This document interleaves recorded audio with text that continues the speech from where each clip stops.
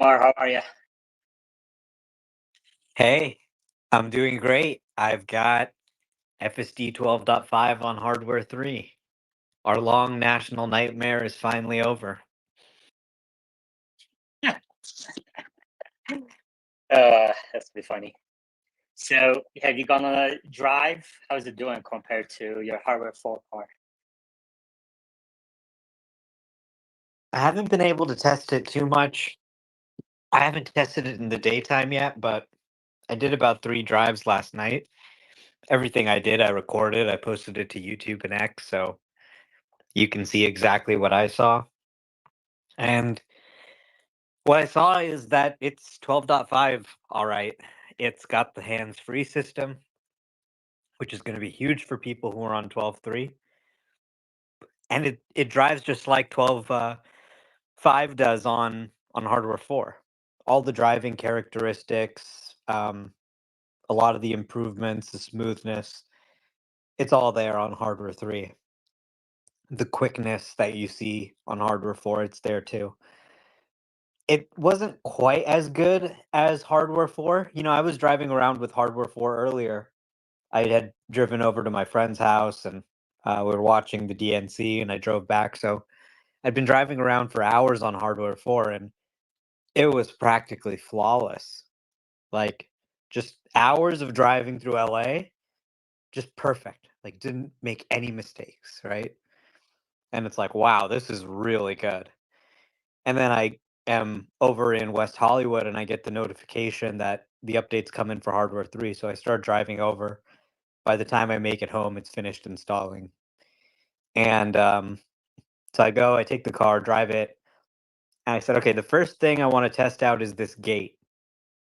Because in 12.5, for the first time, it was able to handle getting out of this gate in this gated community for the first time.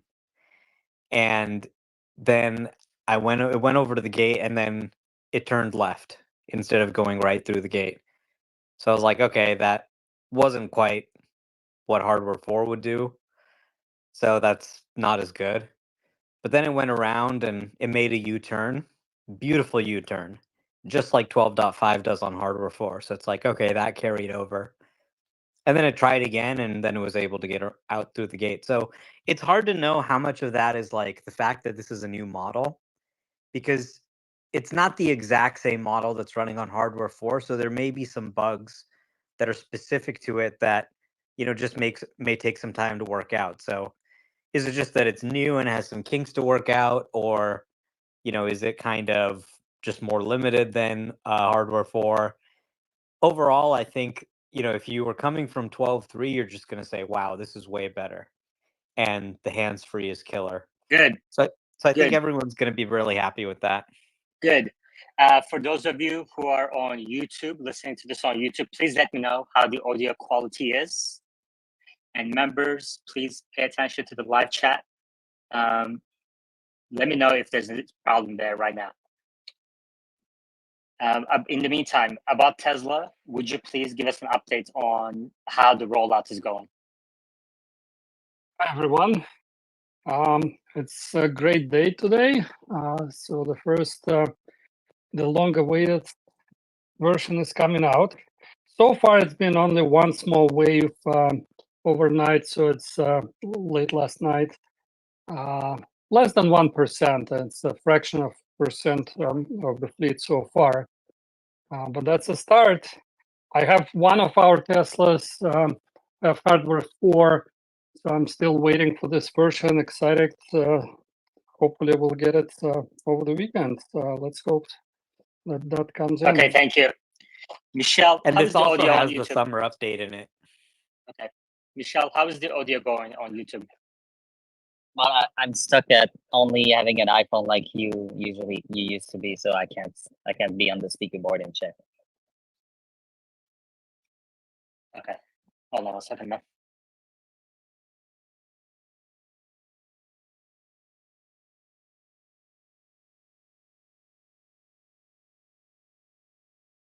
Okay. Hold on a second, man.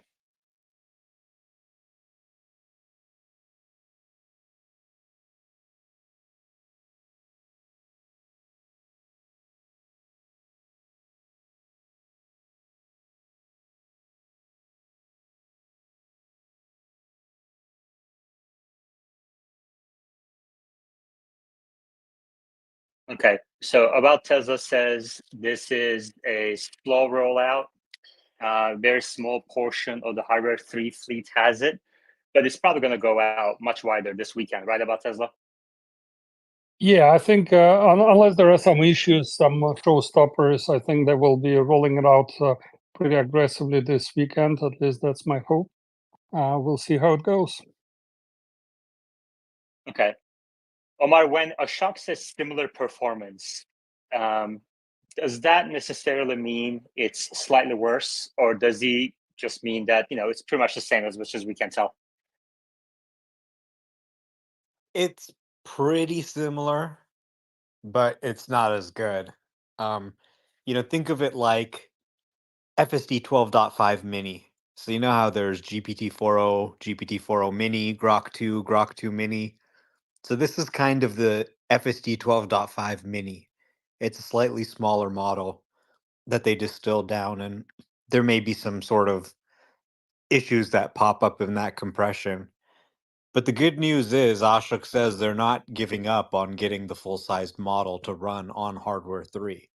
So he thinks that hardware 3 will be able to run FSD 12.5 non-mini as well. So this will be a big improvement from 12.3. I think it's a good stopgap. People get the hands free. They at least get most of the improvements. And then as they improve the compiler and validate the changes they've made, they can then run the 12.5 non-mini, and it should get even better from here. Okay, great. Is there anyone on the board or in the audience who has received 12.5 on a hardware 3 car other than Omar? If you're in the audience and you received 12.5 on your hardware 3 car, please request to speak and share with us your experience. I think a lot of people are going to be making tests over the weekend to compare hardware 3 and hardware 4 performance.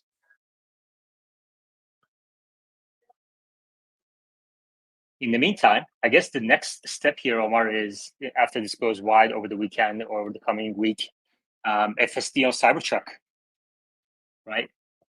Yeah, and we could see more Cybertrucks outside Chuck Cook's house validating. We're just about 10 days away from September.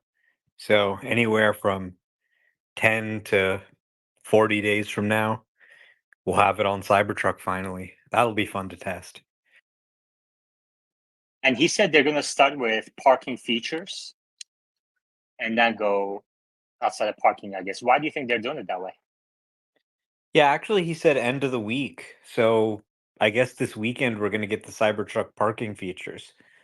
I mean, I think parking is just sort of a prerequisite to FSD. So they wanted to get that out first. It's pretty normal for schedules to slip a little bit from what Elon asked the team to do. He's obviously notorious for setting very demanding schedules. He believes that this helps get things done faster. So, he said middle of August. They're saying, okay, we think we can do it in September. I'm happy with that. I'm enjoying driving my Cybertruck manually, but man, it's going to be really sweet when it has FSD because I that vehicle is much more comfortable than the Model 3 Performance, but I have to drive it manually. Yeah. And we now have 5 weeks, just a little over 5 weeks left till the end of the quarter. And do you have an estimate for how many deliveries for Q3? Do you think this FSD update to hardware 3, FSD update to Cybertruck, this positive news around FSD that's been happening in recent days, do you think this will lead to higher deliveries for Q3? I do. I mean, to what extent we'll have to see, but you can certainly just hear talking to people that they show their friends and their family and they say, okay, I want to get one of these too. And it's incredible the deals you have right now in both the new and the used market. I mean, they got financing deals on the new side. On the used side, I mean, some of these Teslas are under 25,000 and qualify for the $4,000 point of sale credit. And some of them have FSD already prepaid for. So this is really to the point where anyone can afford it, and I think it really makes your life significantly better to have hands-free self-driving. So everybody who finds out about it, I think, is going to want it. And I think people who tried 12.3 and said, hey, this is cool, but it's still making a lot of mistakes. Every drive I tried last night on 12.5 on hardware 3 was zero intervention. On hardware 4, it just does most drives perfectly, better than I could do in some cases. So, yeah, I think it's going to be very popular. 12.5 to 12.3 is as big of a jump or more than 11 to 12. Good. So we're gonna take a question from Singh next. If you have any questions for Omar or anything specific that you would like him to test on hardware 3 car, please request to speak. In the meantime, quick shout out to our sponsors. Pay more. If you have old cell phones, MacBooks, or iPhones, you can turn them into unused tech into cold hard cash at Paymore. Paymore pays top dollar for your electronics. The link is at the top of our screens. And then the second sponsor, Joa. TSLA Live is fueled by Joa, the ultimate destination for premium Tesla accessories. And you can see one of those accessories at the top of our screens. And I saw Omar and Chris also put out videos about their wireless controllers. Omar, have you been using them? Yeah, they're awesome. Perfect to store in your Tesla. Good. Singh, go ahead. Singh, you may unmute yourself and go ahead. Yeah, I got a quick question, guys. So the Tesla Legacy Model S is like the 2019 with the MCU2, I believe. Are they also the same as Hardware 3? Are there any differences? Because I have, the 2019 Legacy, and I'm still stuck on V11. So I'm not sure like how many people are in the same category, but if you guys have any input on that, thank you.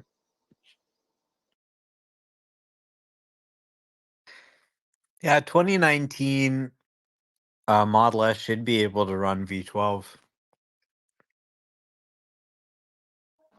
Any update on like, are we gonna get that? Because it's been a year in and I'm still stuck on V11. Are we going to get it, or it's like hardware 3 first and then the legacy? Well, what is the build number that your car is on at the bottom of your app?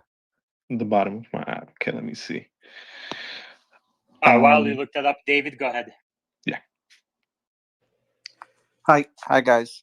Thank you. I have a Model Y on hardware 3. One of the issues I always see, because I live in a gated community, is its failure to see the community gate arm. I don't have an actual gate, but an arm. Has anyone been able to test this consistently and seen if for me, it never sees it, right?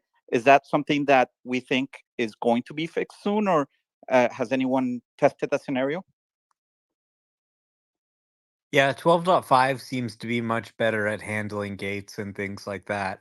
I don't have an arm. I have an actual gate where my parents live, but it never was able to handle it correctly. It was supposed to creep up to the gate. It's motion sensitive to get it to open, and it never did that before. Now it gets in and out almost perfectly every time. So I haven't tested a sort of arm, but I can tell you that it does seem to be much better at gates. Cool. Thank you. Thanks, Omar. About Tesla. And I just wanted to remind everyone that you guys can influence Tesla to have it fixed sooner.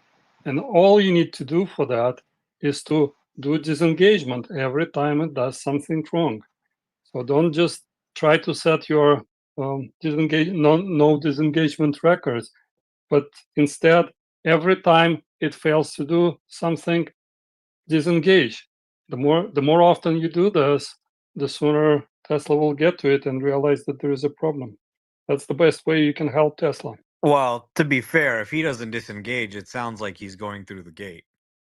So I'm sure he's disengaging and Okay. hopefully leaving a voice note. He might be just avoiding turning it on at all because he knows it would fail.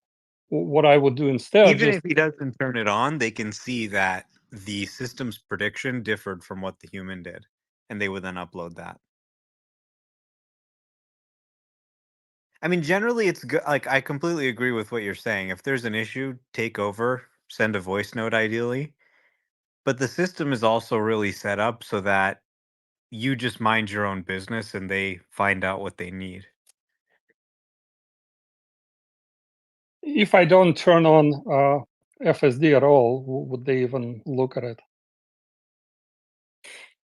Even when you don't turn on FSD, FSD is running in the background and coming up with a plan for what it would do. And in some cases, they're, identifying scenarios where they want to review the data or something like that and sending it up back to the cloud. Yeah, good point. I would agree. Sometimes they're even running multiple different models and comparing the output of those models.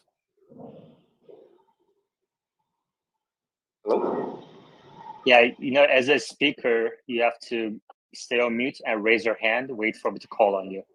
This goes to both Reaper and Ashok. Hi, this is Ashok. A quick question, more technical question. So I understand the difference, between the hardware 3, the hardware 3 and hardware 4. The cameras are better and it has a processor. But how is it different in solving this, and how is hardware 4 better? Because if you take an example of a standard Mac or PC, you have 16 GB PCs running the same Windows as well as your 64 GB Windows running the same, right? So technically, how is it different? Well, are you not the head of Autopilot software? Unfortunately, not. Well, so, it's basically not really an issue of hardware 3 not being capable in this instance. It's more just that there's some technical work that needs to be done to get it to run at the same speed that hardware 4 can. So, in this particular case, there's some certain functions that hardware 4 hardware accelerates natively in the chipset. So, they've designed a new version of the chipset. More functions that are commonly used are hardware accelerated in the hardware 4 chipset. So the compiler, when it produces an output for hardware 4, they can kind of just have this one instruction and it does what they want very quickly. On hardware 3, they didn't add that instruction at the time. They hadn't thought of it. So what they have to do is they have to write a GPU kernel and have this thing running in the GPU and do the operation there so that they can achieve an inference speed that is comparable to hardware 4 and run the full-size model. So until they do that, hardware 3 is running a little bit of a smaller model so that it can inference in the time it needs. But once they come up with this better compiler and have this GPU kernel running that can make the inference engine run at a little bit faster speed, then they're going to, they think, be able to run that larger model even on hardware 3. So that's really kind of where they are. In computer science, sometimes you always think of things, new ways to process things more efficiently, run, even faster, even better than before. But, longer term, of course, hardware 4 will probably run models that are up to 8 times larger, they think, than the current model that we're seeing with 12.5. But the existing model can also continue to improve without necessarily requiring additional computation or a Yeah. higher parameter count. So you said the hardware 3 is going to be trained at the California factory, right? Ashok, you have to stay on mute and raise your hand for me to call and wait for him to call on you. This is the third time you're doing this. So you said hardware 3 will be trained in California. Hardware 4 will be trained in the new facility in Texas. And the hardware 4 factory in Texas is going to have, or training facility in Texas is going to have H200s, H100s, Dojo, and Tesla's inference computer to be used as training, right? All four. And then hardware Right. 3 is going to have, hardware 3 facility in California is going to have H100s and A100s. Correct. Okay. And some dojo as well. Okay. Yeah, I mean, that new facility is going to be much better in terms of training than the old facility. I mean, obviously, both are really good to have, but the new facility will be much more capable.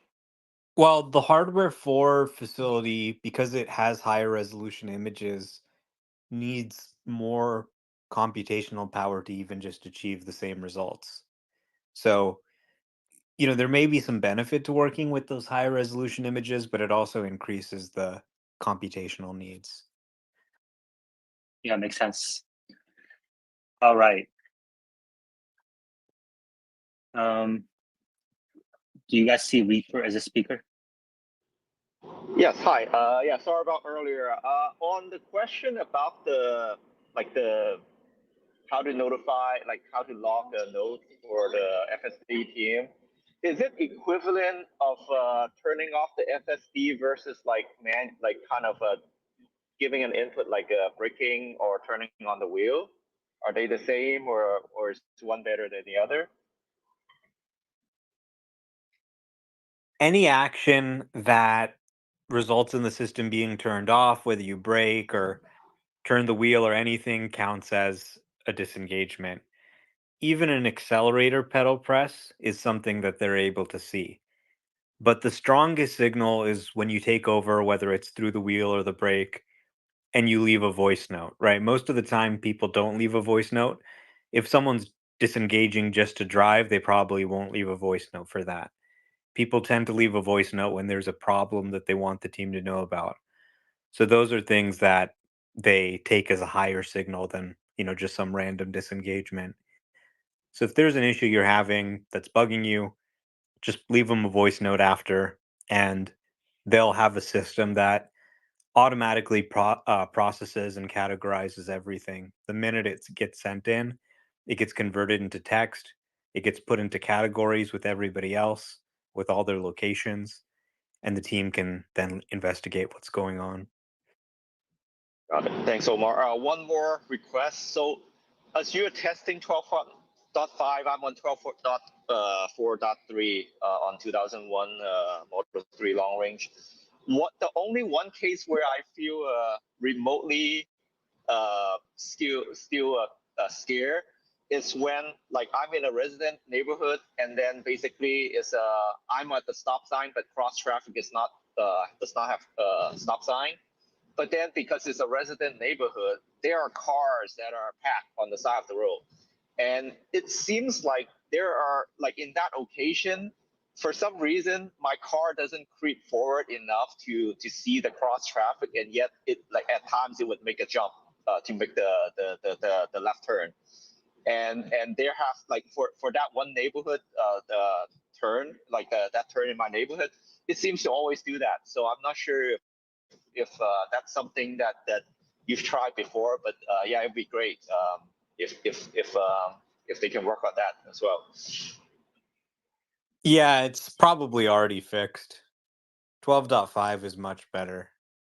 So when people start getting this update and see what the team's been working on for the past few months, they're going to say, wow, this fixes pretty much all my problems. Okay, good. We have a question from Lincoln in the replies. Lincoln asks Omar, since Tesla is having to put so much effort into getting this large model working on hardware 3, does that mean it's likely we won't see a larger model on hardware 3 and we are stuck with this one? Well, there's always ways you can think of later to improve the performance. So the model could get a little bit bigger if they figured out how to inference it faster, if they figured out optimization, something like that. You could potentially run an even bigger model. But generally speaking, there is a limit to the inference performance on the thing, right? You can't just keep making the model bigger and bigger forever. However, a lot of people conflate model size with model performance. For years, the FSD models never really got bigger on FSD, right? And many things improved. Similarly, this is going to continue to improve, even if you don't improve the model size, just changing what's in the data set, the distribution, the model architecture, how much time you put training it. You can take a larger model and often distill it down into a smaller model. So, like you see models like Google Gemma and Microsoft Phi, and they keep releasing better and better LLM models with the same parameter count, 3 billion, 7 billion parameter. So, a lot of times you want to run on a phone or something, you want it to be a small model. Just because it is not getting bigger doesn't mean it can't get better. Okay, if a machine wants to come up and talk about models or getting bigger and better, he's welcome to do so. Yoda? But one thing I'll say, this is probably obvious, but hardware 4 is going to be much better than hardware 3, and hardware 5 is going to drive even better than hardware 4. Like, you can kind of notice the difference right away. And this hardware 3 should be able to run, they think, the same model that hardware 4 is running now. But you can imagine that beyond that, as hardware 4 and hardware 5 are able to run even bigger models, they're going to drive much better. It doesn't necessarily mean that the older model can't have a human level of safety, but the further generations are going to be increasingly more powerful and better drivers. Okay, thank you, Fumbledorf on YouTube for the super chat. Thank you for letting me know. And thanks for everybody else who are letting me know about the audio issues. Audio quality seems to be working fine. Yoda? Yeah, and I think the opposite is true to what Omar's saying. A larger model doesn't mean it's better.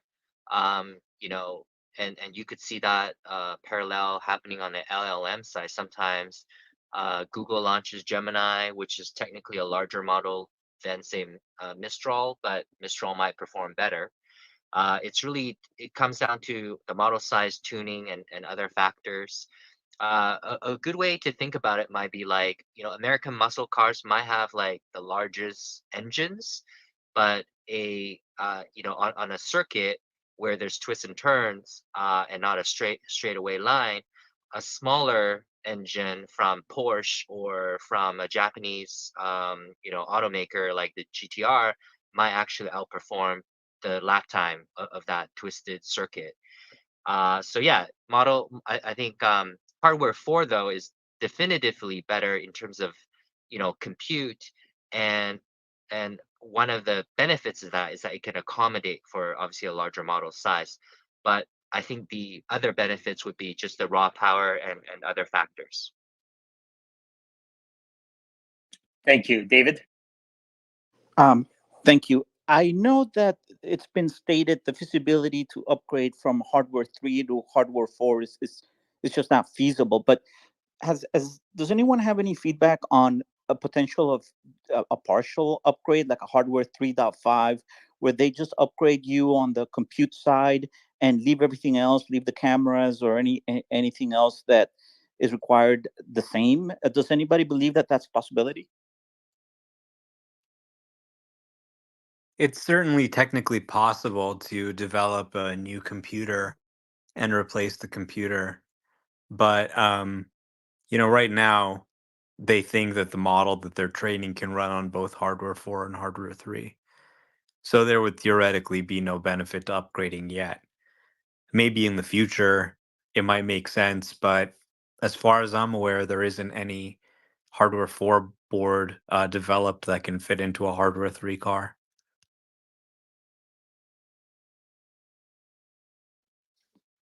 Dude, why do you think Machine is not coming up and just listening in listener mode? Do you think he's taking these Machine's mom jokes very personally? Well, probably because he said that hardware 3 would never get FSD 12.5 and it's shipping now. Yeah, that does make sense. It's okay. I mean, everybody makes mistakes. I know Machine makes mistakes more often than others, but it's okay. Yoda? Yeah, I think to the earlier person talking about like hardware 3.5, one potential path is that when Tesla wants to get the fleet back, to maybe do like an upgrade so that they can deploy their own fleet of robotaxis. I could see them sort of maybe buying back used Model 3s and Ys with hardware 3 and then doing some sort of upgrade to add to their own fleet. I mean, the only problem with the hardware 4 computer is it takes a little bit higher power input. So the existing wiring harnesses in the hardware 3 cars aren't going to give it enough power. Now, you could, you know, just find a solution to power it. Store a big, external battery in the passenger seat or something. I don't know. Or, just run some new wiring from the battery, give it the power you need. So it can be done. It's just, requires that wiring to be run or a new board to be developed that has a lower power requirement.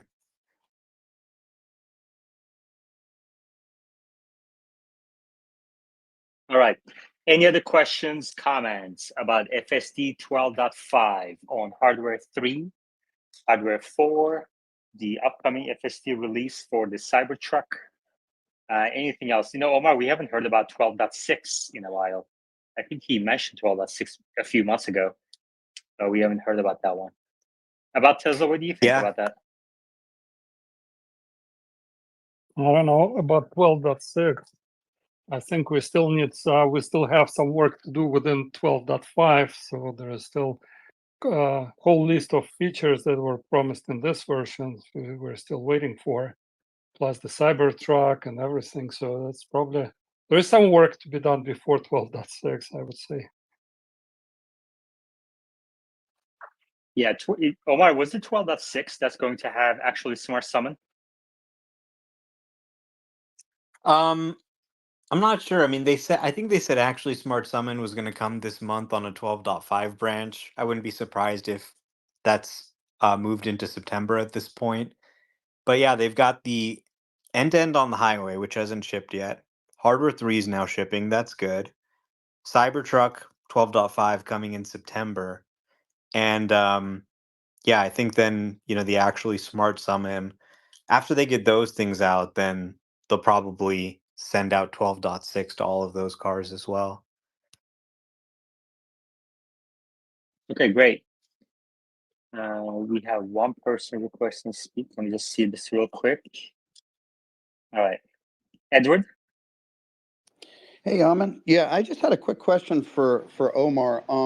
My son just got the Model 3 2021, the used one, and he couldn't even wait a week to get the FSD. So he subscribed to it. I didn't tell him to. I mean, I actually was like, you might want to wait till 12.5, but you know how kids are. They're not going to listen to anything. So anyway, he set it up on his car, and he's been using it for the last couple of days. But I was wondering if you had some tips for new FSD users, like what are the big key factors to keep him safe while using the software? Yeah, good question. So just make sure you're watching the road and ready to pay attention. Even if it's working well, don't get complacent. There are going to be times when you have to take over quickly, potentially, to stop a crash.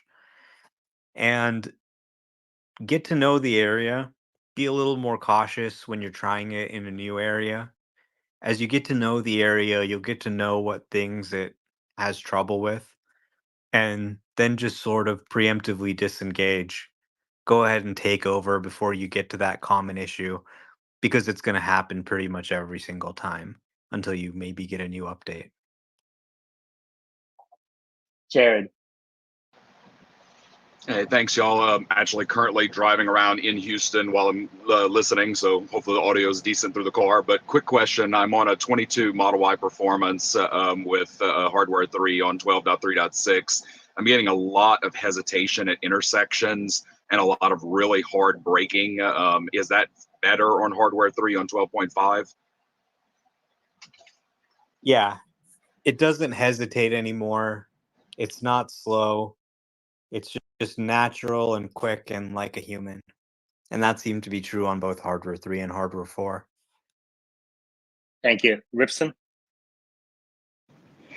Yeah, I just got a quick question. I'm not a Tesla owner yet, but I'm looking at becoming one. And I guess I joined late, so maybe it's already been addressed, but you guys were talking about different hardware versions. Is there a new hardware version soon? You know, from a new buyer's perspective, I'm just thinking, like, should I wait a little bit longer so that I get the new hardware that'll be able to do, you know, better things in the future, sort of thing? So yeah, that's my question. Thanks. The next generation AI 5 chip doesn't start production until at least 18 months from now. And then it's going to be, you know, another year or so even before they start utilizing the extra features in that chip. So it's really going to be several years before there's anything new. Right now, all the cars have the latest chip, the AI 4 chip. So you can't go wrong with any new model they're selling today. Okay, awesome. Thank you. Yeah, you know, the hardware 3 rolled out to the fleet in 2019. Hardware 4 started in the Model Y in 2023, didn't come to Model 3 until 2024, really. And it was only SNX that had it for a few months in 2022. So that's an average of about 4 years. So 2024 to, I mean, like Omar said, it's going to be several years, I think, before hardware 5 rolls out to the entire fleet. They'll support a hardware generation for 5 to 10 years. And, you know, we've seen that. We've seen 8-year-old vehicles that are still getting updates. So nobody supports old vehicles like they do. Yeah, exactly.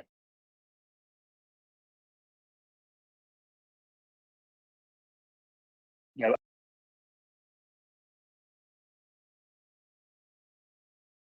Yeah, exactly.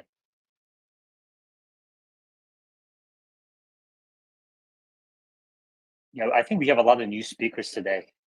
Just to kind of remind people, when you come up to speaker board, stay on mute and raise your hand and wait for him to call on you. Because otherwise, it's a lot of distraction, and I don't like that. Or the system goes fully unsupervised?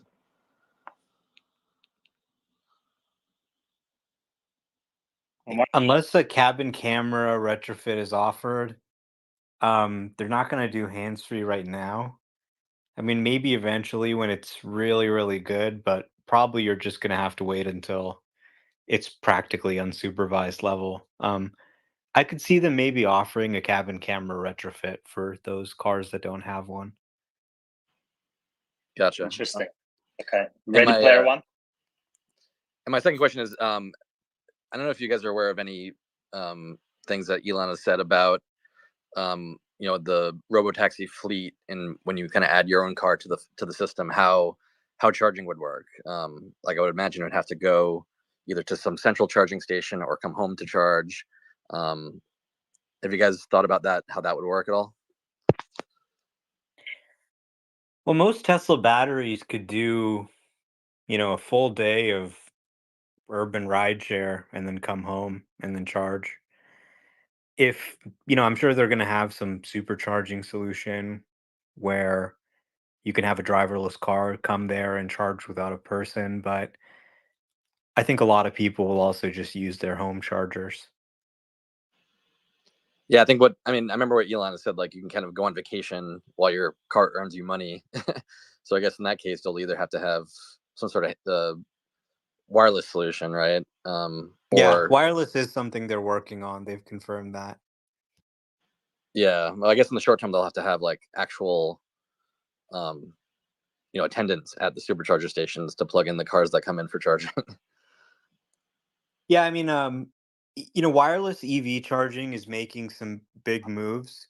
The SAE has standardized wireless charging for EVs. Tesla's confirmed they're going to do a wireless charger.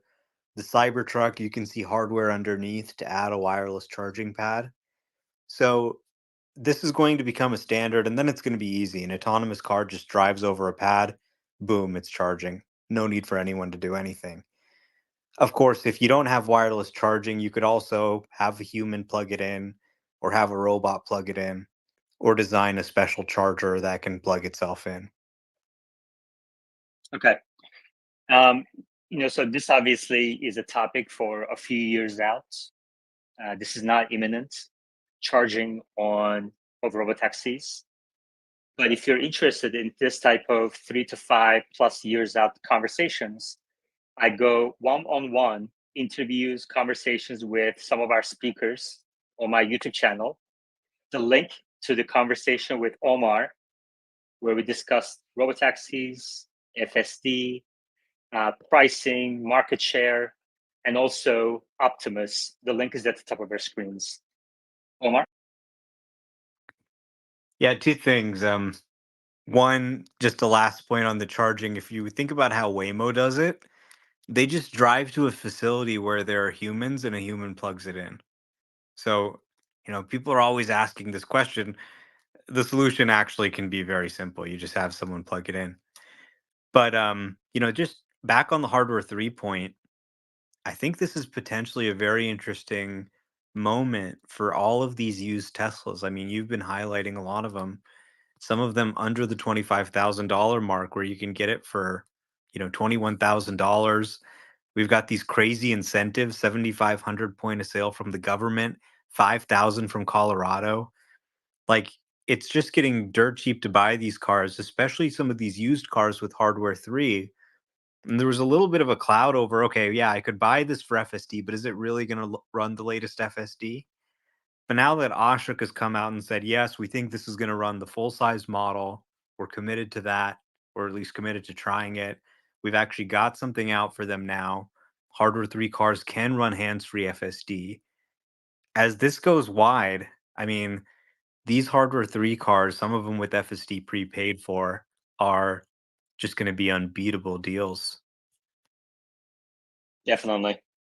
Yeah, I've been posting the best used Tesla deals that I see on Tesla.com, used inventory page, and also other, Facebook Marketplace or other private offerings. There's some really incredible deals out there, especially for the Model 3. I mean, you can get a used Model 3 nowadays below $20,000. But those are from private sellers. So it doesn't necessarily qualify for the $4,000 EV tax credit, but it might. I think If you there's a use that way app, of doing that. Yeah. What app was that, Omar? I forgot, Yeah. but there is an app. If anyone in the audience has information on how you can get your used Tesla that you're buying from a private seller qualified for the $4,000 credit, please come up to the speaker board and explain to the rest of the room. It was called like Keys or something, Keys app, Key Slinger, something like that. Yeah. Okay. Ready Player One. Hey, thanks. Understanding that there are limitations to advance a hardware 3 to a hardware 4 due to power consumption, and I think also dimensions of the hardware. The question I have is, and this is to Omar, do we know if there's any architectural limitations between potentially the hardware 4 going to that hardware 5, AI 5 to be aware of, or will they have better compatibility for advancement? I mean, they've designed all 3 chips with the same chip design team in-house, and they're all designed to be compatible with each other. Like, even today, all the models are coming out of the Palo Alto data center, and they're all hardware 3 models, even what's running on hardware 4. even though it's able to inference a little bit faster because of some of the details of that hardware, it's still running a hardware 3 model. So I think that they're going to continue to put out updates of the 12.5 class from now on. They should be coming out pretty much at the same time if they are able to get the inference engine to run the same model, because you train the same model and it runs on both. And I know that backwards compatibility is a primary consideration when they're designing these, right? They're fully aware that in a fleet, you're going to have multiple generations of hardware. There's no way to make sure all the cars are on the latest hardware, even if an upgrade is technically possible or simple. So backwards compatibility is at the front of their mind, and they're designing all these chips to be backwards compatible. That's why they're able to go back on hardware 3 and augment it with these additional functions, uh, to make it continue to run the latest models. Okay, great. So a couple of you replied to the request that we just made, which website it is. So Chris Minsall at the top of our screens, and also Stingray, thank you for the reply. The app is called Key Savvy, KEYSAVVY.com. The link is at the top of our screens. You can check it out.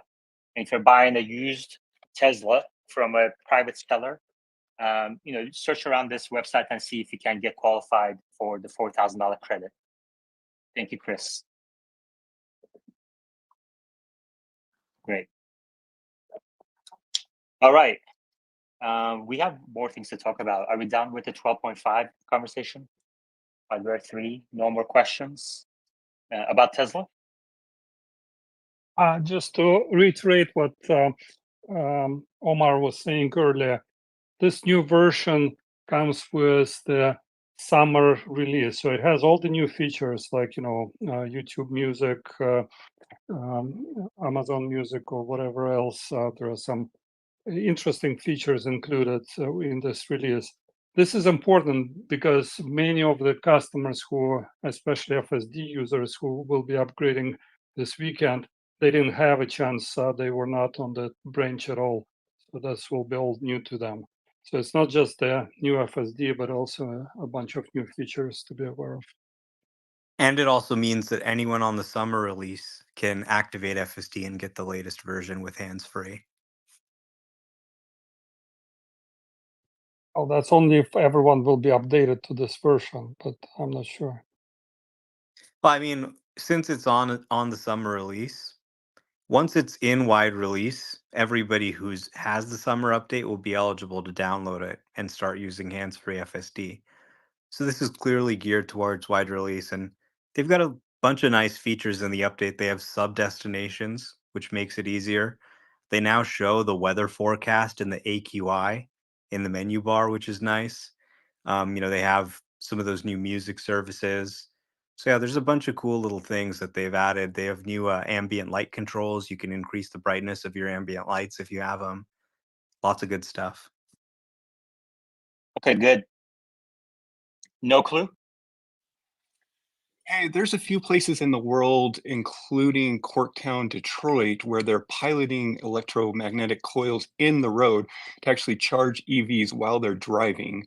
And I was just wondering if anyone had had a chance to look into that technology yet. Thanks. Yeah, it's obviously far off from being something that's a reality, but it should be technically possible. In the distant future, maybe, I don't know, 10, 20 years in the future, you may have EVs that can operate in an urban environment as robotaxis without ever having to stop to charge, because they can charge as they're moving, they can charge as they're stopped at a stoplight. Obviously, you'd have to wire up the roads to do that. That would require huge capital infrastructure investments. But there are people who've tried it in small little test examples in Michigan and Norway and things like that, and the technology does work. It's just really expensive. And currently we've got a little bit of a chicken and the egg problem with EV wireless charging. Nobody wants to build an EV wireless charger because there's no EVs that can actually charge with it. and nobody wants to add that hardware and make their EV more expensive because there's going to be nowhere for you to go and wireless charge it. So something needs to happen. I think Tesla getting into it, Tesla doing their wireless charger and starting to ship vehicles, them obviously being the largest maker of EVs in the world, that's going to get the ball rolling. And we've now seen this set as a standard, and I think it's going to start to become a thing in the coming years. Good.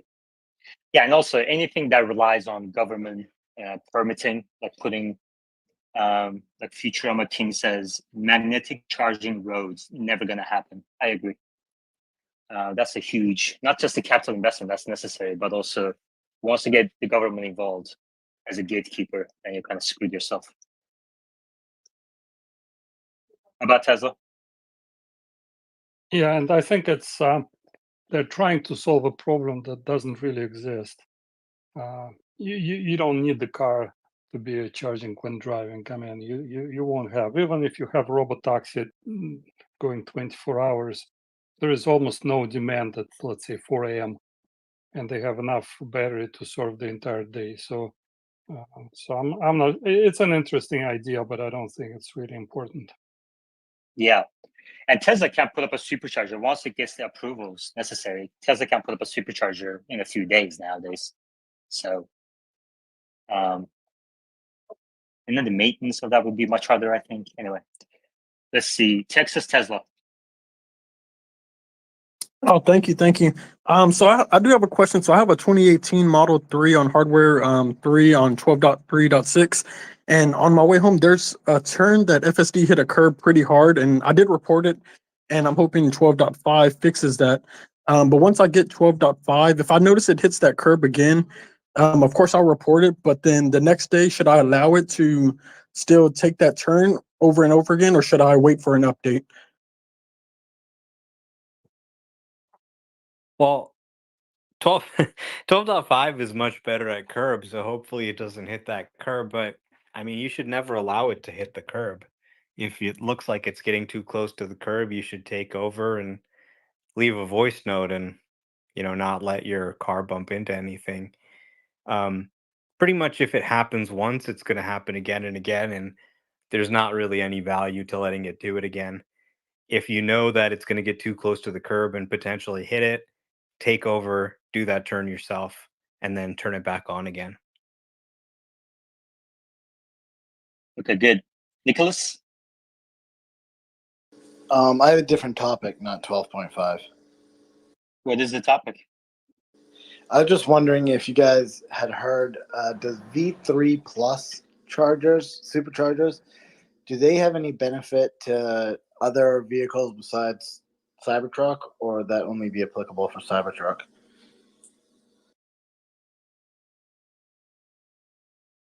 It's a good question. I don't know if anybody's tested that yet.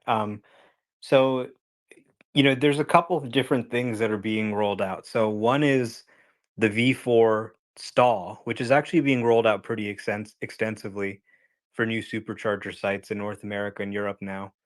It has a payment terminal and a screen on it. I know, a screen on a supercharger. What the hell is happening? But some laws require it, and we now have other EVs charging, so there's going to be a little screen and a payment terminal for them. It's bigger, it has a longer cable, really nice improvements there. Now, just because you see the V4 stall doesn't always mean it's a V4 cabinet. They're testing the new higher power cabinets in limited areas, like in Los Gatos, for example. I think Rafael got over 300 kilowatts on his Cybertruck, but it seems to be pretty limited testing. So I don't know if anyone's tested, for example, the new Model 3 or the Model S at one of those chargers and seen if it can support higher power output. But I'm sure we'll have more details soon. Got it. Thanks. FSD unsupervised? Yeah, my question's for Omar. I had a little unnerving experience on FSD the other day.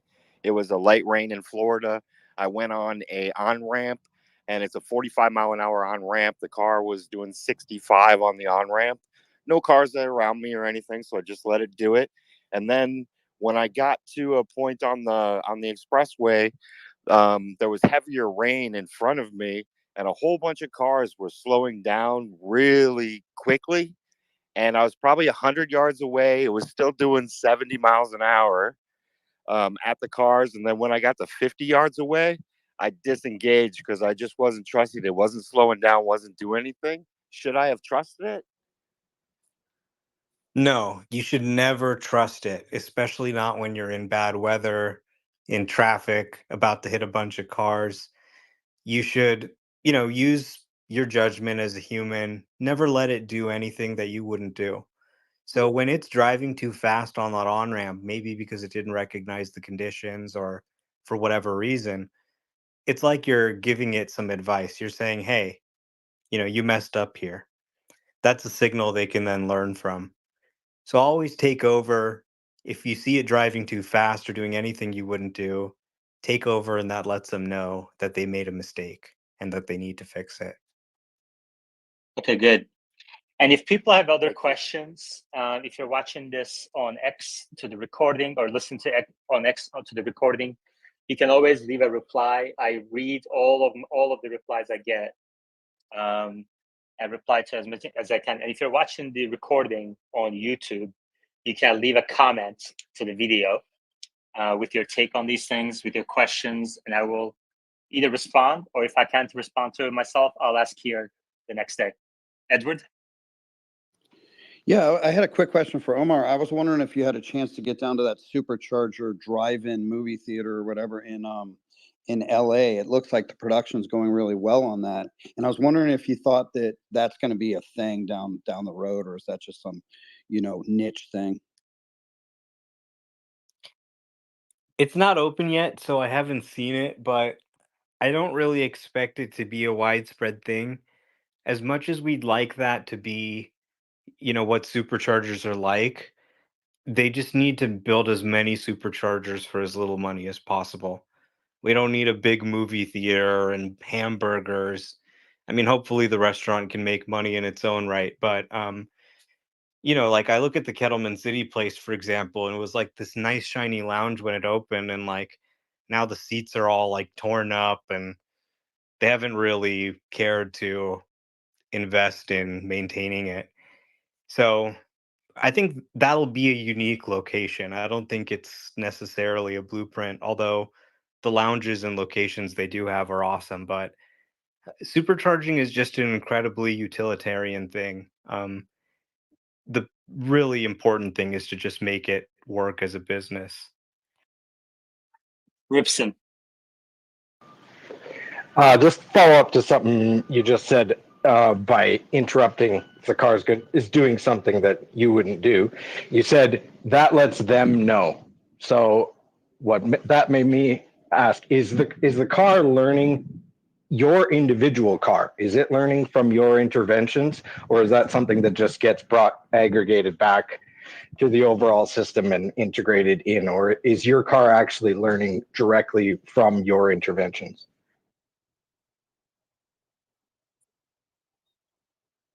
If you correct the car or you're driving manually, it could be learning from, your exact street. They could put that clip in the training set potentially, or it could be learning from other people who have similar scenarios. So really, they are able to train it and improve it by showing it videos of people doing that correctly. When you disengage, that helps them identify what the issue is, and they can potentially solve it by watching you do it correctly. Good. AR? Hey, my question's for Omar. So I was using FSD. I'm on 12.5.1.3, and it did something it never did before. I don't know if you're familiar with this or have had this happen to you. I was making a left turn with a light.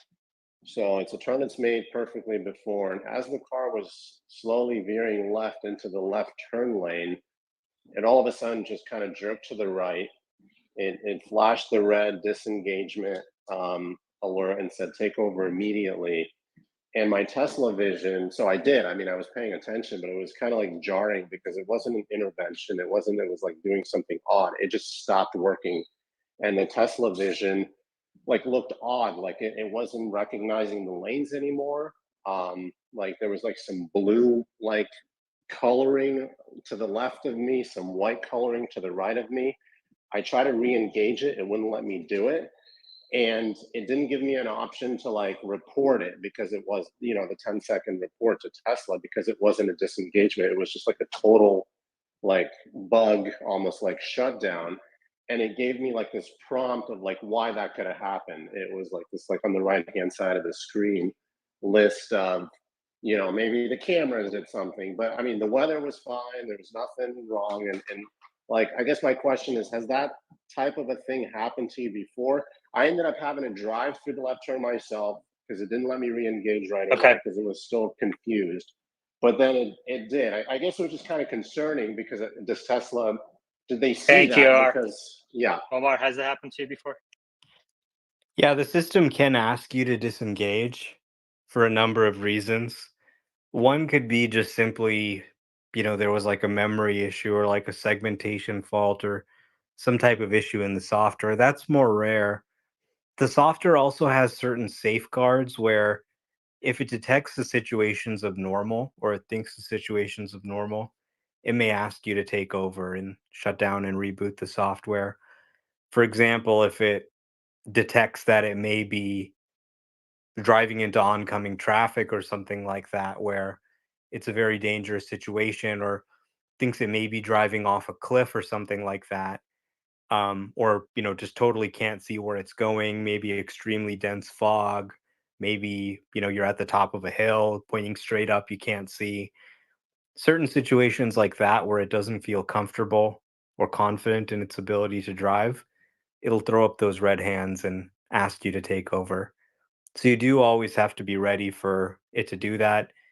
It doesn't do that often or really ever for me on 12.5, but it is always a possibility. Actually, I did have it happen once on 12.5 in San Francisco when I was at the top of a very steep hill and it threw up those red hands at me. So it does happen sometimes, but it's getting pretty rare now.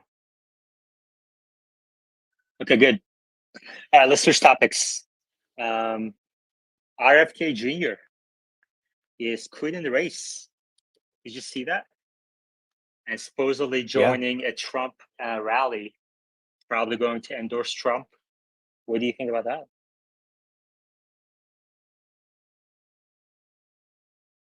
Omar, does that make you more likely to vote for Trump? The fact that Kennedy's dropping out, I mean, I don't know what And I'm gonna do. endorsing Trump. Well, to be honest, I think Kennedy's kind of crazy. I'm not sure I necessarily agree with a lot of what he's saying, and I'm not sure his endorsement really sways me. I was more just trying to vote for any third party candidate, so I guess I'm gonna have to vote for Jill Stein.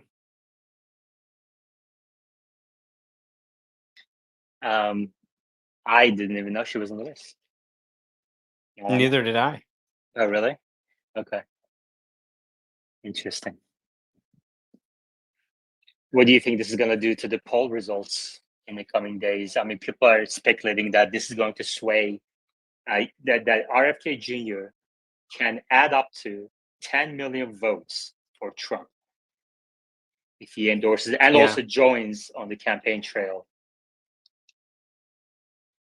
Yeah, Kamala has gained some momentum, but it's still anybody's election. It's really going to come down to what the swing states say. And if you just look at the national polling, they were within a Kennedy of each other, right? So if sort of all of Kennedy's polling went to one side, it could sort of flip the lead. So it is potentially significant. It'll be interesting to see how, in particular, swing state polling changes in response to Kennedy dropping out. Does Trump take more of them? Does Kamala take more of them? Or are they divided evenly? Or do they just sit out? I don't know. We'll have to see. But it's definitely an interesting election.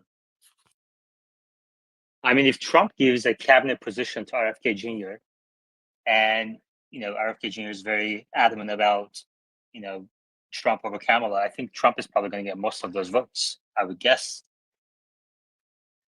Yeah, it's going to be interesting. We'll have to next year. see. It's difficult to draw comparisons from history here because this is such a unique situation. So we'll have to see what happens and where the cards fall. Okay. Let's see. According to 538, right now, Harris is 47.2%. Trump is 43.5%, so it's already close. Kennedy has 4.7% of the votes. So depending on how strongly Kennedy endorses Trump, they're going to be dead even in the coming polls in the coming weeks. Wow. Amazing. What a turn of events. Yeah, I mean, maybe if they announce that he's going to have some cabinet position or something, that might excite his base. I don't know. What would you like to see him as, RFK Jr.? I don't really care to see him as anything personally, but I think they floated CIA director as a possible job for him, which strikes me as a serious job that, should be given to a highly qualified person who can protect our country.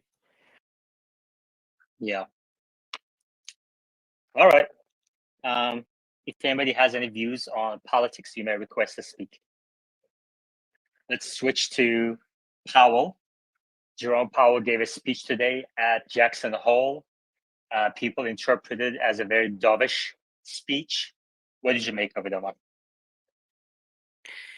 Yeah, I mean, he's virtually confirmed a September rate cut. He's said it's going to happen essentially. So we've made it through the tightening cycle officially. And I mean, he highlighted risks to the labor market softening. And he says that the Fed needs to act and change its policy in response to a softening labor market. So the market's rallying a little bit, and it's not really surprising why when you see what's going on with the labor market. If this continues, you see the downward revision in jobs. The debate now is not, is it time to cut or is it not time to cut? It's, do we do 25 basis points or 50 basis points at the September meeting? So I think it's great news for interest rate sensitive products like autonomous electric cars, for example. Okay, good. We have Ryan on the board. Before we go to him, just a quick shout out for our sponsors. This episode is sponsored by Paymore. If your old electronics are collecting dust or you're ready to upgrade, visit Paymore and turn them into cash. Paymore buys, sells, trades, and recycles electronics because Paymore believes the best technology doesn't have to come at the cost of our planet or your wallet. Join the Paymore revolution and make a difference in our world.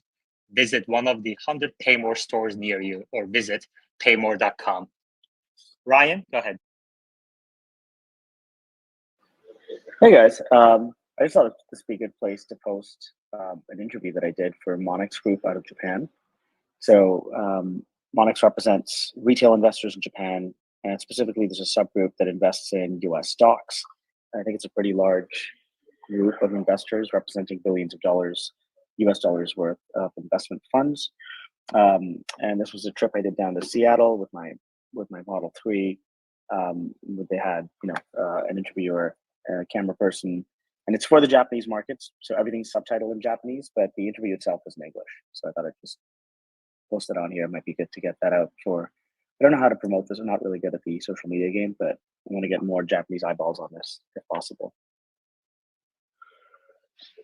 Okay, yeah, you can leave it in the blue pill, Cool. and if somebody wants interested in it, they can check it out. Thank Cool. you.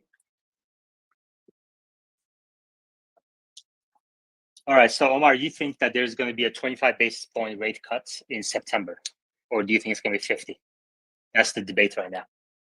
And I don't think he didn't give any color on that front. I don't think. I watched the No, speech. none. He seemed dovish. but he said nothing about the size of the cut. No, nothing. And I think they're probably still debating that internally. I mean, I think a 25 basis point cut would be appropriate, followed by another 25 basis point cut at the next meeting. Just, giving enough support that you can stabilize the economy. You don't see a vicious cycle with the labor market where people get laid off, they stop spending, which creates more layoffs, which creates less spending. And then next thing you know, you've got a recession. So, I don't think things are dire now. We've just started to see kind of the first signs of softening, although, the downward revision does kind of muddy the picture a little bit. But I don't think there's any need to sort of overreact necessarily and go for 50 basis points. What I'd rather see is a continued, sort of consistent lowering over time, several smaller cuts that will set the market's expectations for uh, monetary stimulus. Okay, good. Yeah, interesting. So we're going to get the August unemployment report or employment report in, let's see, 10 days or so, in about 12 days. First Friday of every month is when Bureau of Labor Statistics announces the employment report. And the last unemployment rate, U3 unemployment, was 4.3%. And that kind of put a fire in below the butts of these Fed officials to start cutting, I think. But there's a bit of a debate right now about whether the unemployment rate is going to tick back down after that major move last month. We had the initial weekly claims for unemployment benefits come in at a reasonable level, not a recessionary level. So it would be interesting after, Powell did this dovish tilt pivot, if we get a tick down back to 4.2%, maybe 4.1%, or if it's going to stay at 4.3 or 4.4. So that's the next big data point before the next Fed meeting and September 18th. So Yeah. interesting times. It's so difficult to know. Is it sort of an anomaly? Is this the start of a downtrend? We don't have enough data to know, even, sort of without this monetary policy action, what the course would be. And frankly, a lot of these economic indicators we're working with are so difficult to gauge in this age in 2024, when you've got people making revenue from X and making revenue on rideshare and DoorDash and making money on the internet. And the definition of what the labor market even is shifting. And it's tough to really know what that means for the economy, how these metrics really connect to the real labor market and not just the economic statistics. All right, and I follow these topics under the account Macro Analyst, who is the co-host. Macro Analyst co-host. You can follow the account if you're interested in macroeconomics. And also at the top of our screens is a link to our AI Amateurs podcast that is fledgling. In this episode, the link at the top, Omar, Robert Scoble, Michelle, and next Monday, we're going to get Sierra back on the episode as well. And we're going to discuss how Hugging Face ranks different LLMs, and we're going to dig in deep into that topic, as well as other AI and robotics topics on that podcast. I highly recommend people watch that episode, AI Amateurs, if you're interested in that kind of thing. All right, Kendall, welcome back.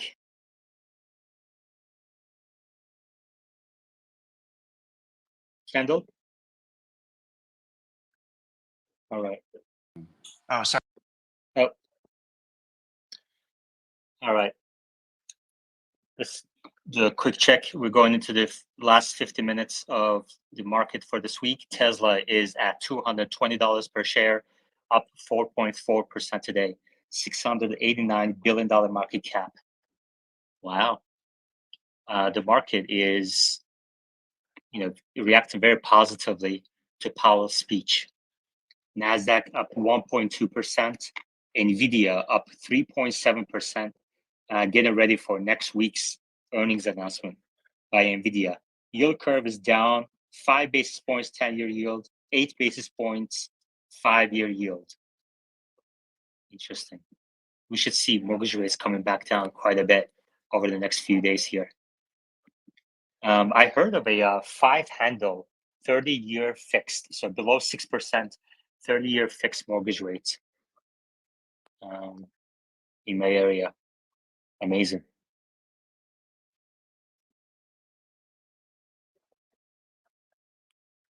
All right. Omar, what else is on your mind? Well, just right now, I think I've said for a long time that Tesla's really viewed as a rate sensitive stock. I mean, the core earnings are really constrained, I think, by the ability of the market to finance autos, by the glut in autos, the inventory that's been created by lower demand. So, because demand is lower, because financing costs are higher, there's more inventory. That's depressing prices. The market has basically looked at this and said, look, as long as rates are going up, it's going to be very difficult for these guys to grow earnings. And now we've had rates steady for a while. Now we're going to see them start coming down. Pretty much any time Jerome Powell talks, whether he's hawkish or dovish, you can see it reflected in Tesla's price action instantly. So they've got a lot of good things going for them at this company. They've had their heads down while the stock has been flat for a few years and flat to down, and everybody's writing the company off. They've been working very hard.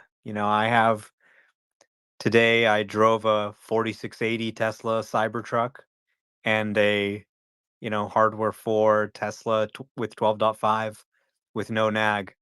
And these are like products we would have dreamed of having years ago when the stock was much higher. But now we have these products, and they're really doing incredible things. They've bunkered down. They've become a lot more efficient. And now there's starting to be some wind in their sails. So it's encouraging to see. Elon just reposted Cybertruck's tweet, and Cybertruck says, the only truck you don't need a logo to know what it is. And that's so true. It's really, really interesting how viral this truck is. And whether you like Tesla, you don't like Tesla, whether you've heard of it, the first time you see this thing, you're asking to yourself, what the hell is this? And you see it all around the country now. Amazing.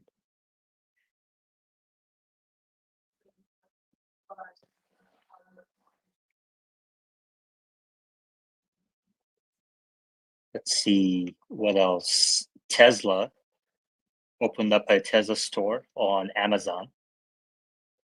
I think someone just tagged me on it. Let me see. Tesla has launched its very own Amazon storefront in Canada, giving Tesla and EV owners the opportunity to purchase the wall connector and universal wall connector through the online retail giant. Cool. What story I thought was funny was somebody got a photo of Jeff Bezos' yacht, and this guy's got his own space company. They're supposed to be launching their own Amazon satellite constellation to compete with SpaceX, and the guy's got Starlink on his yacht. I mean, come on. Yeah. How much is that mini? I mean, I saw your post the other day. You put a video of that mini Starlink. How much is that now? There's a discount on it, right? No, not on that one. You can get the regular Starlink dish for $299 right now, which is half off. The Starlink Mini is about $600, which isn't cheap, but it is super portable. You can bring it with you anywhere, and you can get internet for just $50 a month for the mobile roaming plan that gives you 50 gigabytes of data, an additional $1 for every gigabyte, or you can pay $150 a month and get unlimited data from that thing. So if you're going out into the middle of nowhere, you need something portable, Starlink Mini is probably the best thing out there. And I've got one now. I bought it just purely for those times when I need internet and I don't have a good internet connection. So the other good thing about it is you don't need a contract, you don't need to subscribe. So you can just cancel it and leave it in the closet. And then that 1 month you go on vacation or one time you need it, you can subscribe just for that month. Michelle, welcome. Hey, you talked about Starlink on yachts, and I've installed a few of those. And you see, there's two antennas on it. They usually do one for the captain and the client, and another one for the staff. They installed a bunch of them on some cargo carrier fleets, and it's a world of change for these people that goes at sea for months. And instead of like occasionally being able to send pictures, they can like video call their kids. It's a total game changer for them. And just be aware that these prices that we see on the website are for inland use. And once you go a few miles offshore into ocean, the pricing is not unlimited data, and it's like if you have to ask, it's way too expensive. It's thousands of dollars for a few gigabytes. Got it. Interesting. Okay. Very interesting. Yeah, the technology is improving so fast. I was on a non-Tesla space last week or the week before. They were talking about Starlink and whether Starlink poses a threat to companies like Comcast, Xfinity, or other kind of broadband companies. And I think one thing that non-Tesla folks fail to appreciate with Elon companies is the pace of progress is so fast. Like they were talking about old pricing on Starlink before they could even finish the conversation. The pricing is actually less, like half than what they were saying. Like the conversation itself was dated. So, Omar, what's the lowest cost right now to get Starlink Mini? So the one-time payment and the monthly cost. $600 plus $50 a month.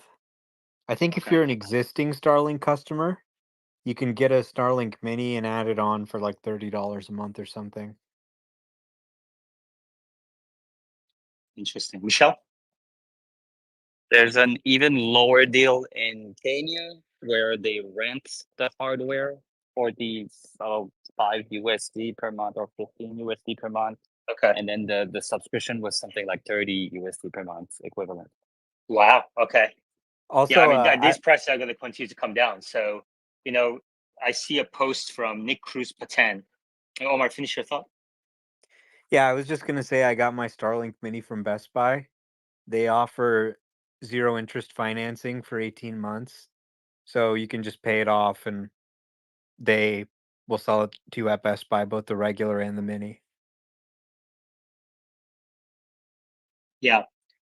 I see a post from Nick Cruz Patan that says 2020 Model 3 standard range in Florida. This is on Tesla.com used inventory page.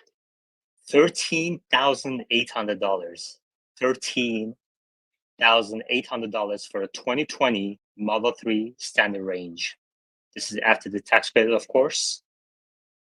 And if you drive enough in your gas car, it may actually be cheaper to keep your existing car than to buy a used Tesla.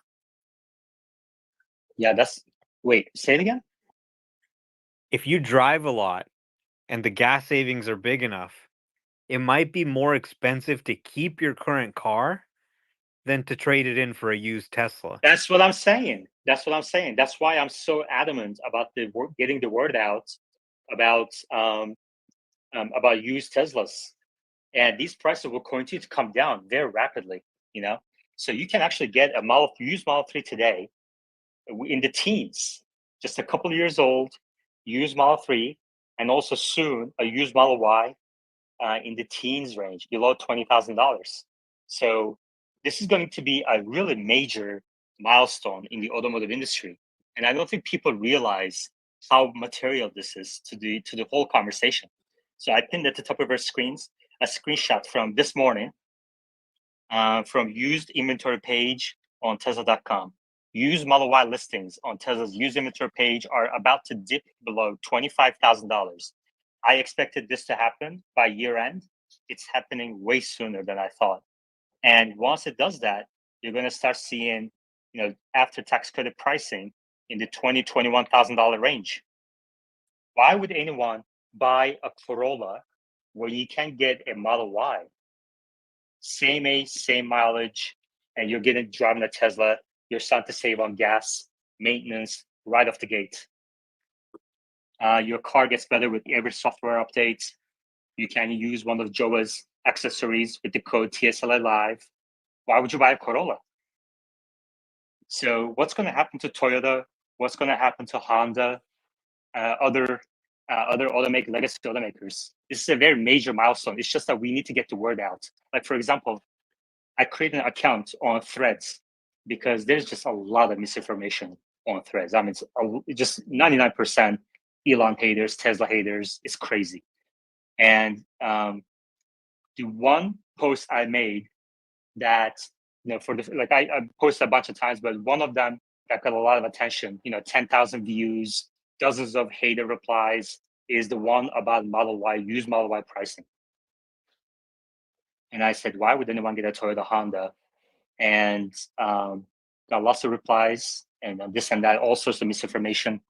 But it's just that it goes to show how people still think that these cars are $40, $50, $60, $70,000. But in fact, you can start driving a Tesla today for $15,000.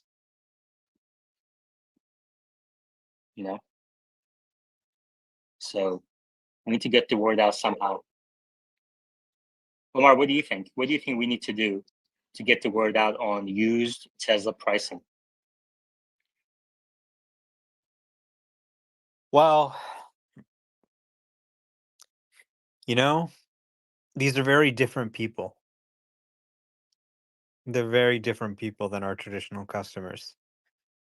Your traditional Tesla customer is, probably on the wealthier end of the spectrum. They're probably buying the car new because there were no used Teslas, right?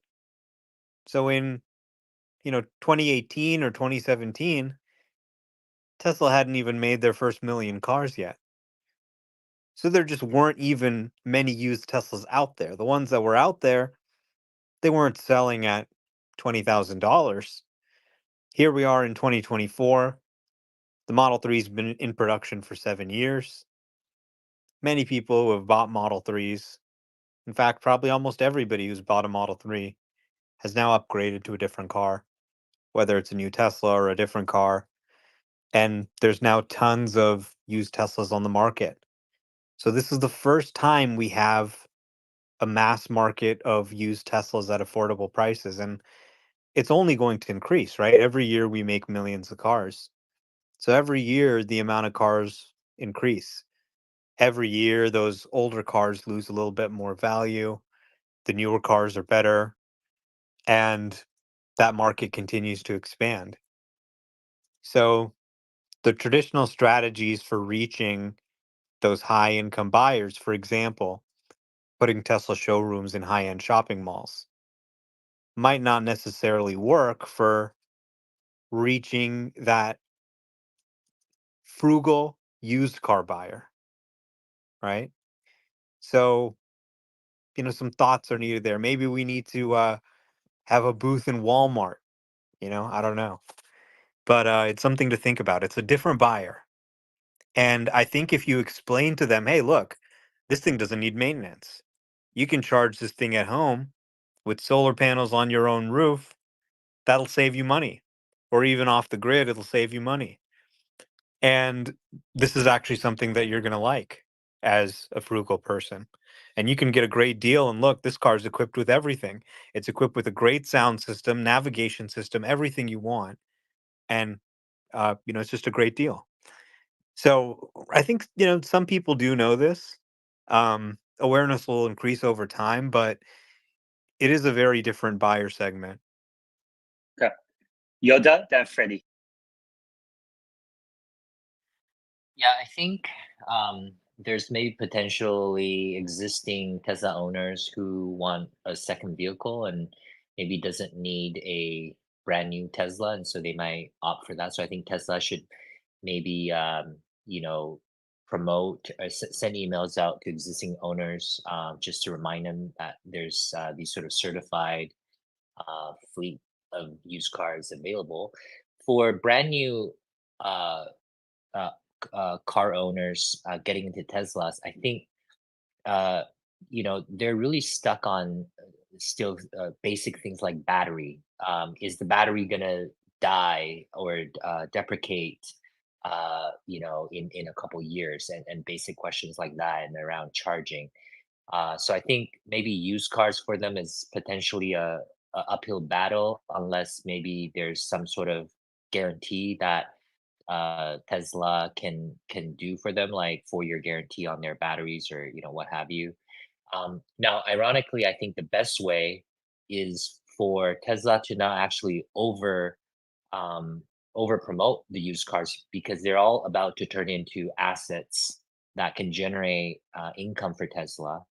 And so I think let the used cars hang, let the hardware 12 FSD 12.5 and further iterations improve. And as soon as it becomes unsupervised, Tesla should ideally actually buy back the fleet so that they can deploy them as robo taxis.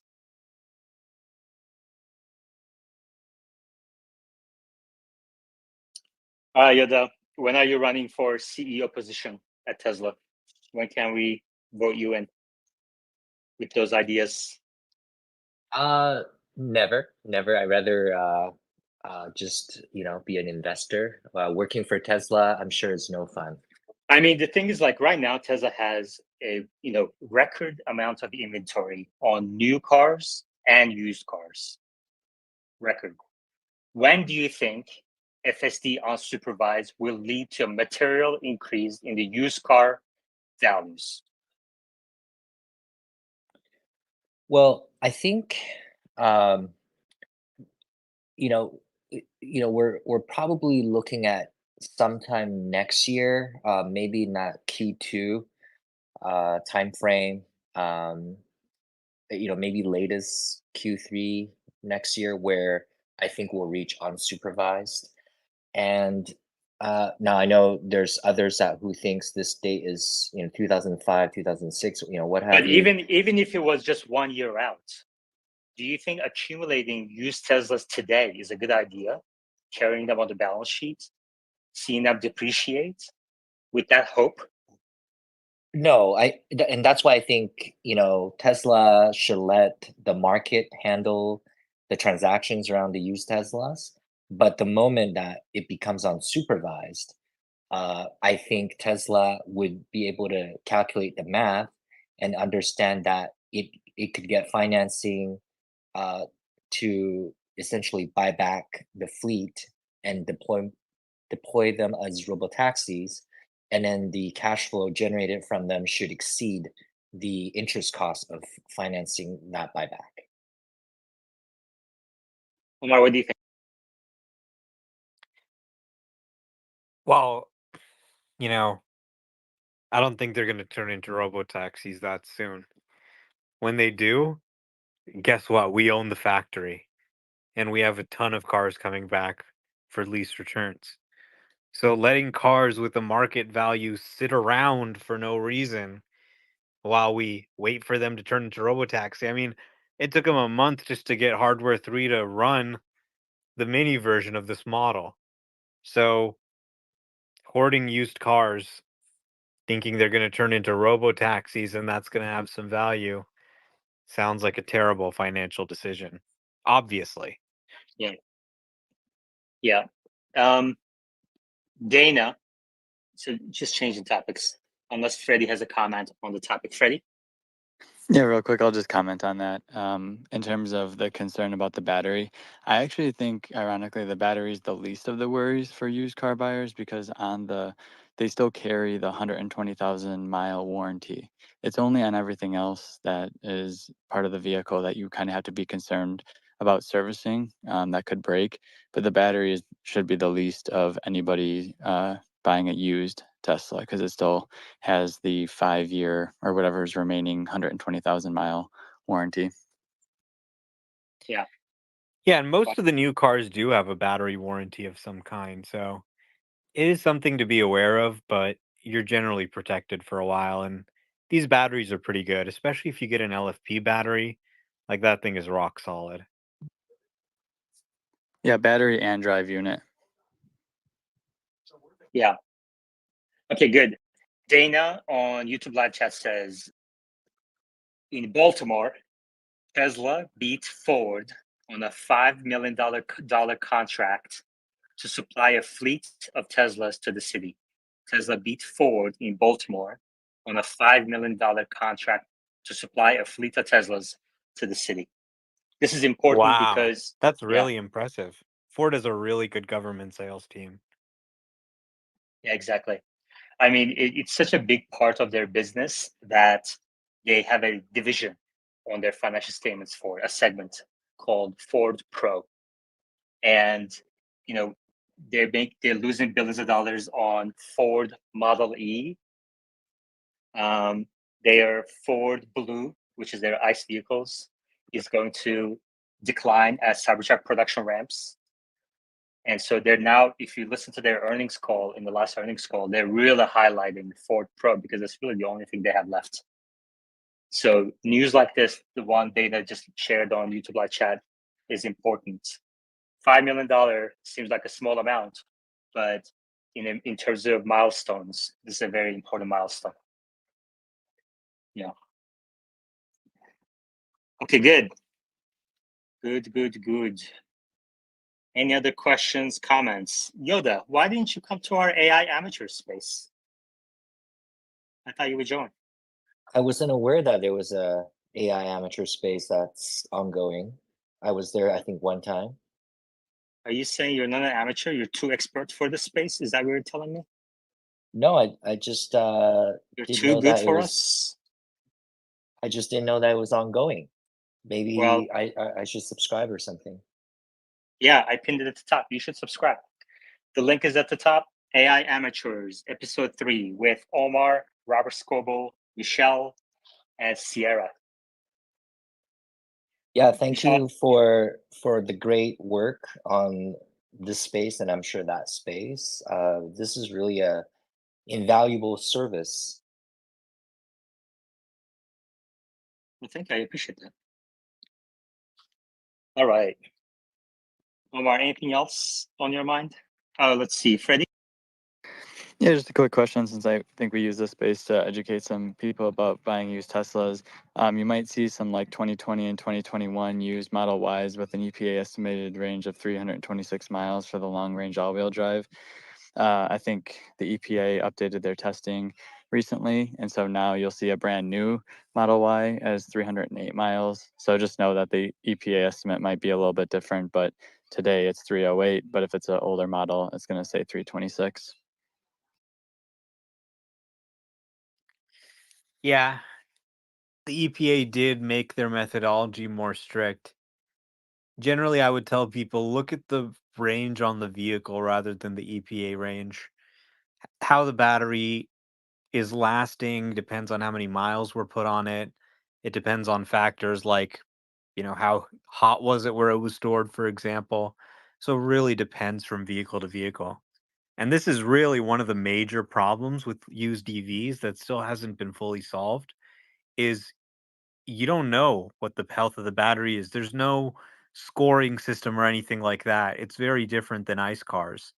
So there's certain things you can do to kind of assess how it is, guess, it must be good or it must not be good. Okay, it's under warranty. But it would probably help if there was some type of standardized battery report that every car could generate, so that used buyers know what the deal is. Okay, good. Omar, the one thing I want to focus on Monday night with episode 4 for AI amateurs is Claude versus ChatGPT. So I see you posted Claude's API now supports CORS requests, enabling client-side applications. For a preview for our listeners here, would you like to give us a kind of couple sentence summary of what that means? Well, I mean, it's probably not something ordinary people ever need to worry about, but for developers, they can use the Claude API in a client-side web page, for example, without having a server associated with it that's connecting to Claude. So Yeah. someone's browser can connect directly to Claude for your app, and it doesn't have to go through your servers at all. Yeah, good. So even though you may not, as an ordinary person, you may not have to worry about this, if you want to be extraordinary in your life, join the AI Amateur Space on Monday nights, 8 p.m. Eastern, 7 p.m. Central, 5 p.m. Pacific. Join Omar, Robert Scoble, me, Michelle, and Sierra, and hopefully Yoda next time as well. Yoda, go ahead. Yeah, just a related question for Omar. Would you like to see an LLM, and probably Grok in this case, getting integrated into Tesla? And if so, what sort of commands or features would you think would be valuable for yourself? And then a related question, would that processing have to be done sort of on a cloud, or do you think it will actually happen? The inference will happen on vehicle.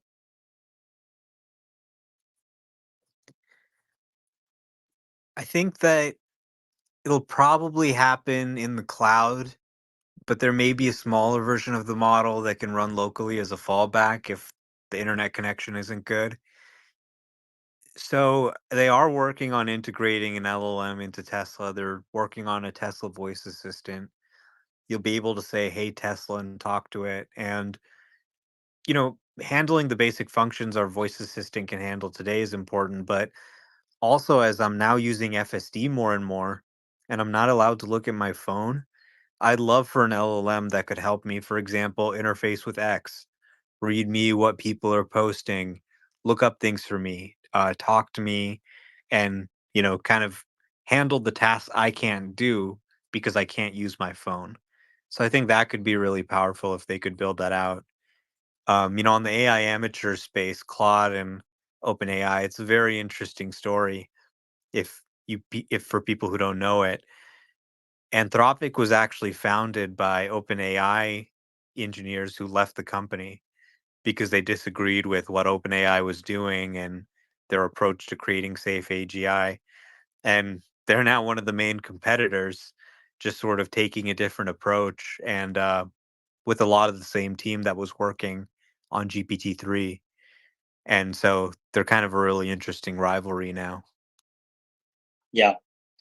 Yeah, I'm really looking forward to next Monday's episode, and I would really appreciate it if the audience could please like and repost the tweet at the top, AI Amateurs Episode 3. If you could please like and repost to get the word out, I would really appreciate it, and maybe reply to it with any questions that you have. I named it AI Amateurs because I want it to be accessible to the ordinary folks, as Omar called it, and I am one of those people when it comes to AI. So.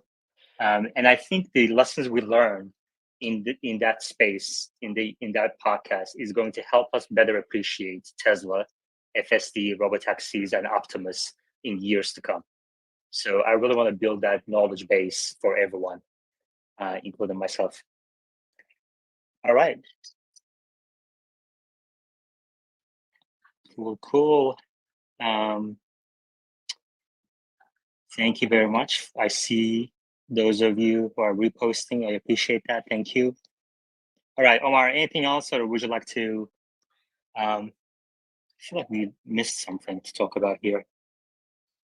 Let me go through my list. Man, I can't believe this used Model 3 is only $13,800. That's amazing. 93,000 miles on it. But I mean, in that price range, even ICE cars have excessive miles, you know? So, oh, what's this Cybertruck seduced my wife trend going on? Yeah, so I guess some guy posted yesterday and he said, I know how vicious the world of, corporate boardroom politics can be. I was once pushing back against my CEO, so in retaliation, he seduced my wife and he won. I got divorced and left the company. And then he's like, here's some lessons you can learn about working with management. And everyone's like, huh? And so the post kind of went viral. He eventually deleted it. But then, I like Tesla's tweeted, Cybertruck seduced my wife. And then Dirty Tesla replied, it ain't seducing no one's wife without FSD. And then the Cybertruck account replies and it goes, at wife of Dirty Tesla, hey, what you doing tonight? And then basically the Cybertruck account seduced his wife. She replied, she said, I thought you'd never ask. And yeah, now Chris lost his wife to the Cybertruck. Yeah, yeah, Stephanie's awesome. I met Chris a bunch of times in person, and I met Stephanie a couple of times as well. I think Omar, you were there too, right? Remember Stephanie Yeah, and yeah. Chris? I remember Yeah, in Austin, yeah. yeah, and just a really great couple. They're both really fun, and their informative insight into FSD is really good too. And actually, before my interview with Omar, I interviewed Chris for episode 1 of Deeper Conversations on my YouTube channel. And that interview was very nice too. And I asked a question to Chris. I forget what the question was, and Chris couldn't answer it. So he phoned a friend and called in his wife. So you can also hear Stephanie talk about FSD from a wife test perspective in that interview. And that link is at the top of our screens as well. All I right. remember what we were going to talk about. That guy wrote that thread, the guy from Cruise. Oh my gosh, yeah. We only have 10 minutes left. Did you take a read of it? Why don't you do like a kind of introduction to the thread, and then we can talk about it more on Monday. Well, he was basically saying, oh, Tesla is, so bad. These other services are so good. How can you say they're even competing? What's your plan for regulatory approval?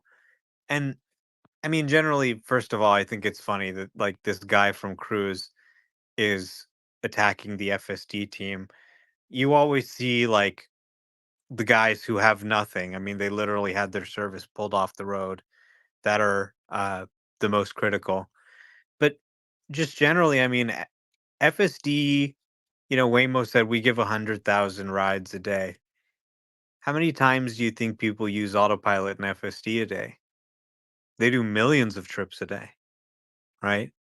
They have millions of cars and they all have autopilot installed. So it is the most used self driving system in the world. 99.7% of the country doesn't have Waymo, and FSD works in all those places. So if you want a car that you can buy that has self driving software, Tesla. It's the best, right? Nobody can test this. As a matter of fact, I was just like, how do you think the Waymo employees get to work? You think they take a Waymo to work? No, they take their Tesla. I was just talking with somebody who's a Waymo employee and he DM'd me and he said, hey, thanks so much for the retweets about some of the Waymo achievements.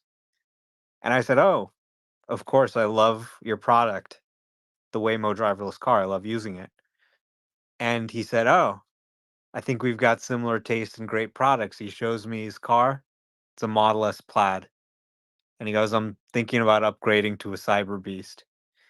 So, Waymo's great, driverless car, but there's a lot of limitations that they've instituted to get it to a place where it can be reliable enough to not have a human in the car. And they're still supervising it, but they're supervising it remotely. So they've got it reliable enough that you don't need a person in the car, You can have a person in the call center, and that's sufficient. And that's really within a certain area, of course. So most of the Waymo engineers, they probably live across the peninsula. Google's main office is in Mountain View.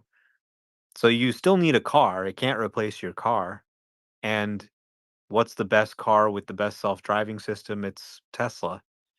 So that's really why I and so many other people care about this stuff is, most of us can't use Waymo. And the price of FSD, $99 for all the self-driving you want, is that's like 5 Waymo rides. So, 5 Waymo rides you can go wherever you want all month. If I want to do a long distance trip on the highway and have a car drive me, there's only Tesla. That's the only option. Waymo doesn't even work on the highway yet for customers. They're starting to test it with employees now. But I just think obviously it's a different segment of the market, but clearly they dominate. There's almost no competition here in the US in terms of buying a car that can just take you around and do all your driving for you hands free. Tesla owns that market. And I think as they scale, they're going to just completely eclipse Waymo. They said we're doing 100,000 rides a week, but there's tens of millions of rides a week. There's about 7.5 billion rides a year through Uber. So we haven't even gotten started moving the entire global rideshare market to autonomy yet. And can you honestly think of a company that is better equipped to do it than Tesla? You think Google's going to start mass producing millions of self-driving cars? It's not impossible, but it's not like anything we've ever seen Google do before. So my bets are on Tesla. Okay, great. Michelle, what do you think we should talk about on Monday night with AI Amateurs episode 4? Do you have anything that I should kind of look into this weekend?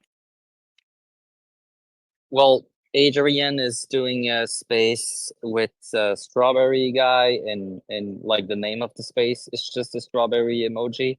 So I'll be listening to that tonight and then reporting on Monday. This whole like meme was trying to like force OpenAI to release what they have, and that's a thing with them.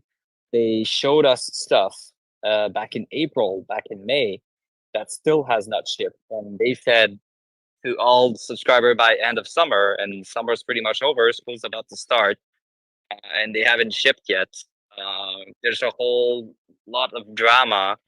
They announced stuff, Okay. but they're not ready to So ship. a strawberry space going on tonight. You're going to summarize it for us on the Monday night. I mean, is that OpenAI guy, is OpenAI supposed to ship GPT-5? Are they training GPT-5, Omar? there's been rumors that they have some new stuff coming, but we haven't seen anything really materialize. They haven't even released their advanced voice mode to everyone yet. But, this strawberry guy just seems to me to be a total fraud. He doesn't seem to have inside access to GPT-5. He seems to just be making it up. And then Sam Altman commented on one tweet, everyone loses their mind. And this guy appears to be just completely full of it. So I'm not sure there's necessarily any insight to be gained from this guy, but might be an interesting space. Okay. Michelle, any other topics for Monday night that I should look into this weekend? Well, you mentioned the ranking on Hugging Face. Comparing LLMs is an art form. It's not easy to A/B test them. You've done some of it, but there's a lot of stuff to talk about when you try and compare one AI and then versus another. Okay, good. All right, it's going to be a good one. Thank you very much, everybody. Enjoy your weekends. Thank you to all my speakers for contributing so much. It's been an informative space. I recommend people listen to it again. I'm sure we're going to get more of a FSD rollout this weekend. There's going to be a lot to talk about on Monday on both TSLA Live, Tesla Live, and AI Amateurs.